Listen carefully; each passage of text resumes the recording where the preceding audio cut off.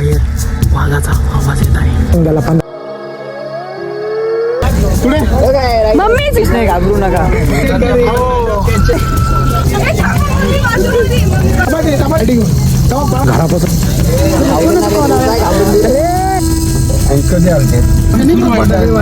तर का हे सर्वजण घाबरले, तर का हे असे करतायत, तर तुम्हाला हे जाणून घ्यायचं असेल तर हा व्हिडिओ शेवटपर्यंत बघा.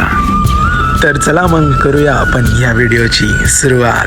तर आम्ही सर्व लोक इथे छान प्रकारे खेळत होतो आणि दुसऱ्या दिवशी आम्ही जेव्हा उठलो तर आम्हाला कळालं की आपल्या टेंटच्या बाजूला जोराजोरात गुरगुरण्याचे आवाज येत आहे. ते म्हणजे कशाचे?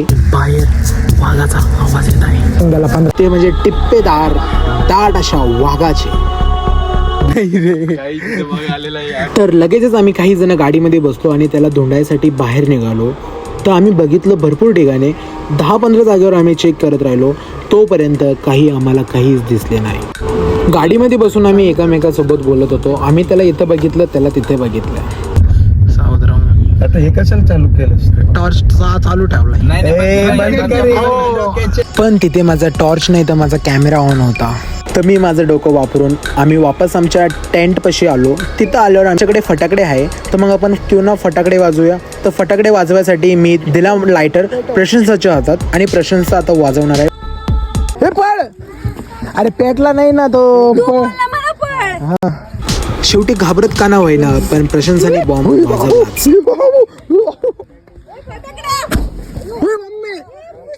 फुटला. काय नाही, छान फटाकडा होता. तर काही नाही छान फटाकडा होता. आणि खरं तर वाघ पण नव्हता. मध्यरात्री 2-3 वाजता सर्व मुलं झोपल्यावर टँकच्या कोपऱ्याला झोपलेला आमोस याला गुरगुरण्याचा आवाज यायला लागला. तो आवाज कशाचा आहे हे चेक करण्यासाठी आम्ही सर्व उठून टेंटच्या बाहेर गेलो.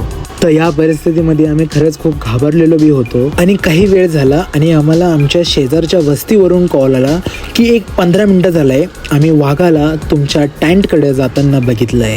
फोनवरची ही खबर ऐकताच आमचे मेंबर सर्व गजबजून उठले आणि हा कल्ला त्यांनी करून टाकला. काही अडचण नाही. एक मिनिट. हा बोला. गाडी घेऊन त्यांच्या घरापासून त्याला 15 मिनिटं पहिले. मम्मी चल पटकन. अरे कुछ नाही गाईस. संदीप भाऊ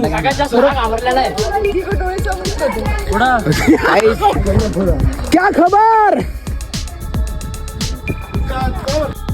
रात्रभर जागल्यानंतर कोणी फटाके वाजवतो तर कोणी भांडे वाजवतं. एवढं सर्व करून आम्हाला फक्त एकच गोष्ट समजली, ती अशी की इथं वाघ बीक काहीच नाहीये, इथं फक्त वाघाचा भास आहे.